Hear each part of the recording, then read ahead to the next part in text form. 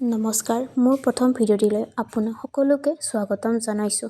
এয়া ঘৰৰ পৰা ওলাই আহিয়ে এটি সুন্দৰ শিৱ বাবা মন্দিৰৰ দৰ্শন কৰিলোঁ। কি যে সুন্দৰ পৰিৱেশ। তাৰ পিছতে আমাৰ ওচৰে আন এটি মন্দিৰলৈ আহিলোঁ। এই মন্দিৰটোৰ নাম হ'ল সাই বাবা মন্দিৰ। এই মন্দিৰটোত প্ৰত্যেক দেওবাৰে বিনামূলীয়া চিকিৎসা সেৱা প্ৰদান কৰা হয়। এই মন্দিৰটোত কিছু অন্য ভগৱানৰ মূৰ্তিও আছে। এই মন্দিৰৰ পৰা ওলাই আহিয়ে আমি অন্য এটি মন্দিৰলৈ যাব ওলাইছোঁ। সেই মন্দিৰটিৰ নাম হ'ল শুক্লেশ্বৰ মন্দিৰ। এই মন্দিৰৰ ভিতৰৰ পৰিৱেশটি একেবাৰে শান্তিৰ পৰিৱেশ। ওপৰলৈ উঠি যাওঁতে এটি মনোৰম দৃশ্য দেখা পালোঁ। দৃশ্যটি চাই যেন বহুত ভাল লাগিল।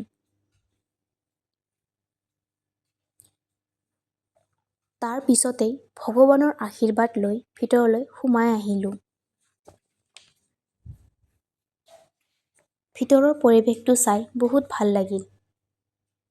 তাৰপিছত ব্ৰহ্মপুত্ৰৰ বুকুৰ মাজত সূৰ্য অস্ত হোৱা দৃশ্যটি চাই উপভোগ কৰিব পাই বহুত ভাল লাগিল।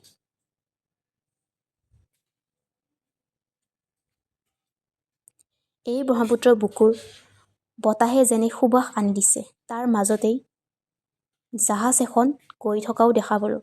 সেই দৃশ্যটি চাই বহুত ভাল লাগিল।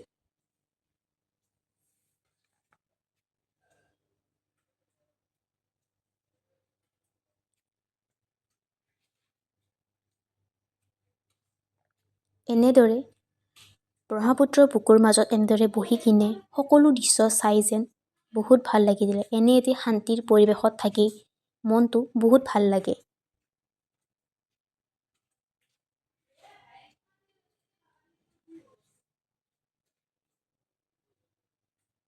এইখিনিতে আজিৰ ভিডিঅ'টো সামৰণি মাৰিলোঁ।